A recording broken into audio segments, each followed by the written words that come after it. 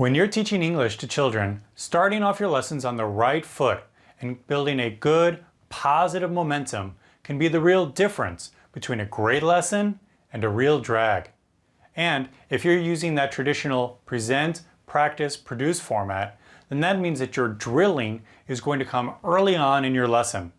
That makes it even more important that you get it right. Otherwise, you could spend the rest of your time with your students trying to recover their interest and their enthusiasm. And that's why in this video, I'll be sharing with you 5 tips for building great lesson momentum with effective drilling techniques. My first tip is to keep your drilling short and snappy. Really, no more than a couple minutes at a time.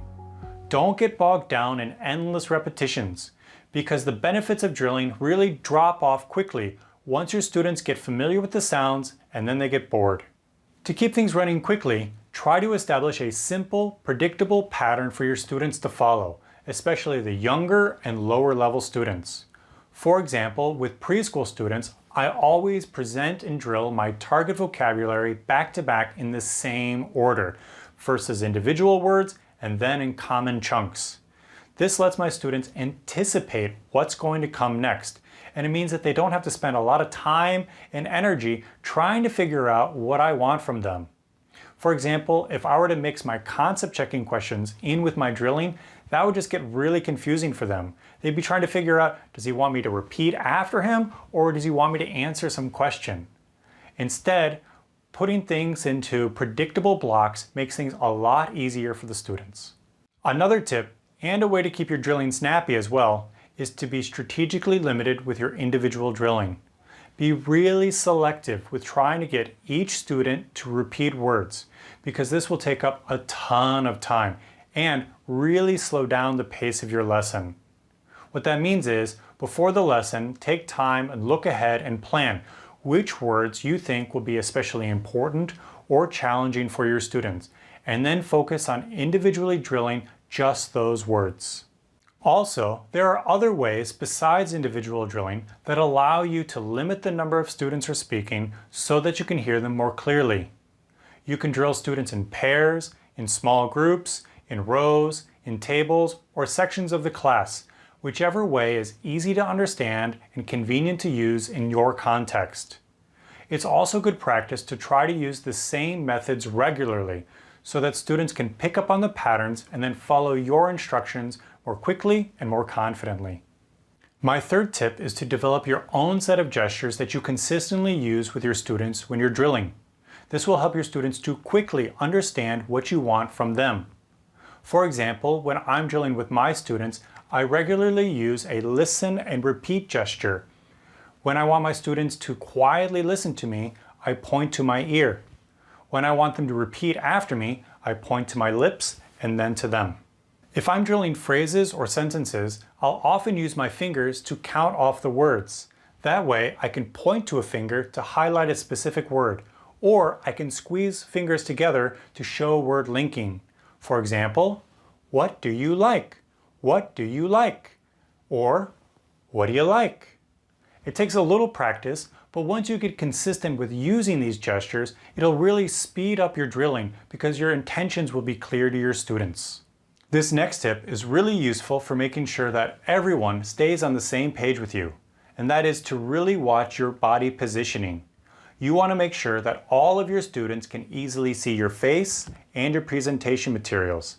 This is really important because children, especially the younger ones, really rely on visual supports, such as your face, your gestures, or pictures and objects to really understand what's going on. You don't want to prevent any of your students from learning during your presentation and your drilling phase because you've angled away from them or because you've put them in a bad position where they can't easily see you. So, before class starts, if you have any students who are too far to the side of the classroom and they can only see the side of your face at best, then you want to take a moment to move your body back, or get your students to shift their chairs back to improve the angle.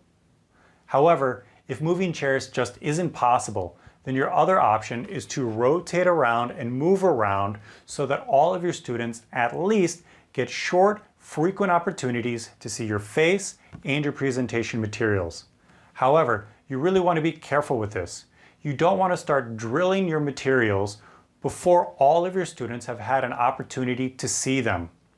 This will slow things down a lot, but it's much better than accidentally preventing some of your students from catching your presentation and then falling behind in the lesson. My last tip is to use special forms of drilling to highlight key features or to make your drilling more engaging for your students. The first option is called backchaining. This is where you start pronouncing chunks of a word, phrase, or sentence from the end and work forward. So, for example, apes, grapes, and grapes, grapes, likes grapes, he likes grapes.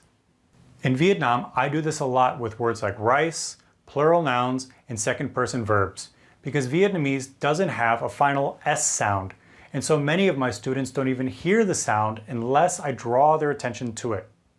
And one important note, if you do plan to use backchaining, make sure to spend a little time practicing it before you go to class. This is definitely a case where you can start sounding really unnatural if you haven't practiced it for a moment or two. Another technique that you can use is a substitution drill. This is great practice for things like subject-verb agreement. Here's an example. I like ice cream. He likes ice cream. She likes ice cream. They like ice cream. When your students get familiar with a basic substitution drill, then you can also mix it up and add more elements to increase the challenge. So, like in my previous example, you could also change the foods. In addition, I also like to put my food flashcards up on the walls around the room. Then I can hold up my flashcards of a boy, a girl, or some children and point at those flashcards to get the students to drill the sentences. Once we get into a good rhythm, this is a great way to get through a lot of target vocabulary quickly and practice the subject-verb agreement.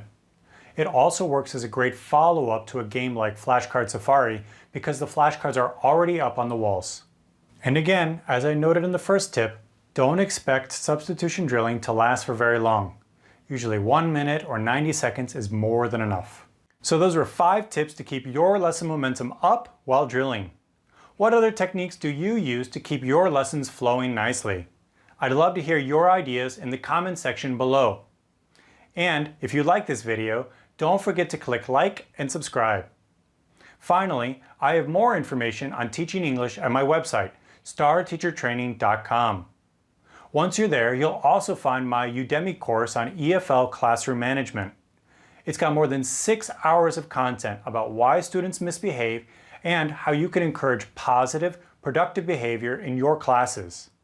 I'm offering a great discount to all visitors who come to my website, so check it out today. Thanks again and see you soon.